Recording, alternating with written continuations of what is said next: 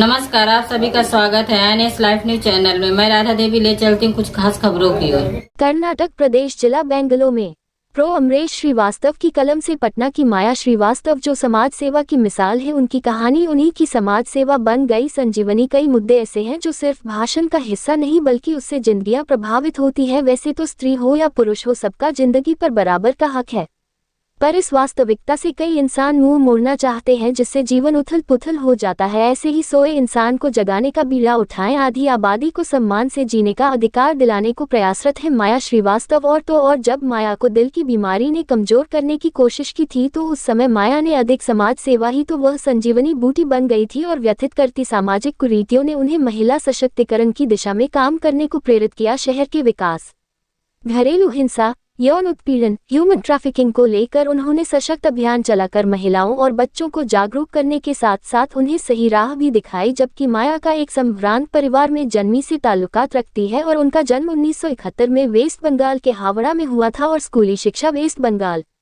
उच्च शिक्षा धनबाद में प्राप्त की। स्नातक की शिक्षा भी वेस्ट बंगाल से ही प्राप्त की और आगे की पढ़ाई कर ही रही थी कि उसी समय शादी हो गई और परिवार की जिम्मेदारियां के बीच कुछ साल तक खुद को भूल चुकी थी। फिर पुनः माया कुछ संभली तो फिर से पढ़ाई शुरू कर एमए की डिग्री हासिल की। चित्रकला में विशेष रुचि होने के कारण बच्चों को निःशुल्क पेंटिंग सिखाती और जरूरतमंद महिलाओं को मधुबनी पेंटिंग, सिलाई कढ़ाई के जरिए पैसे कमाने के गुण बताती है और उन्हें काम भी देती है, और साथ ही साथ गरीब बच्चियों को पढ़ाने व शादी और कन्यादान करने का काम खुद करती है। और इस तरह समाज सेवा की ओर रुख करता उनका जीवन परोपकार के इर्द गिर्द ही घूमता रहा। रोम रोम समाज सेवा को आतुर है। उन्होंने कुछ अलग करने के जज्बे के साथ कला संगम का संचालन शुरू किया। फील्ड वर्क से अनुभव हुआ, देखते ही देखते लोगों की सेवा करना उनका जुनून बन गया था। और माया कहती है कि आदि शक्ति सामाजिक विकास संस्थान की स्थापना करने से एक आश उभर कर समाज के सामने आई। फिर तो मेरा रोम रोम समाज सेवा को आतुर हो उठा है। वाकई बेसहारों का सहारा बनने में जो खुशी है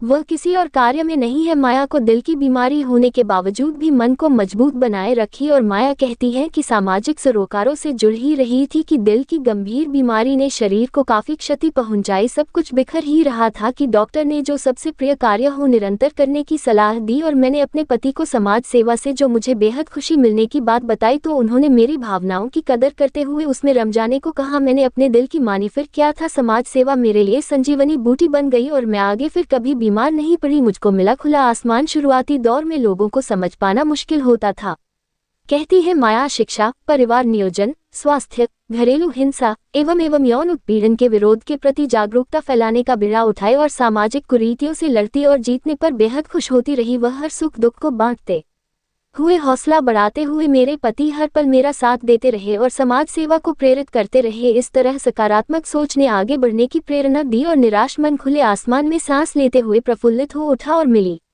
सफलताएं व काम ने बनाई पहचान, जिससे मिला सम्मान। और माया ने बीपीएल सूची में और अनियमितता को ले राज्य स्तरीय आंदोलन किया, जिसके लिए उन्हें सम्मानित किया गया। 1996 एवं 97 में सामाजिक कार्यों के लिए पटना हाई कोर्ट द्वारा सम्मानित किया गया था। और साथ साथ चित्रांश एकता दिवस हो या चित्रांश चेतना मंच या अखिल भारतीय कायस्थ महासभा S4 सर्वत उनकी भूमिका सराहनीय रही। सर्वजन समाज पार्टी की प्रदेश महिला अध्यक्ष रह चुकी।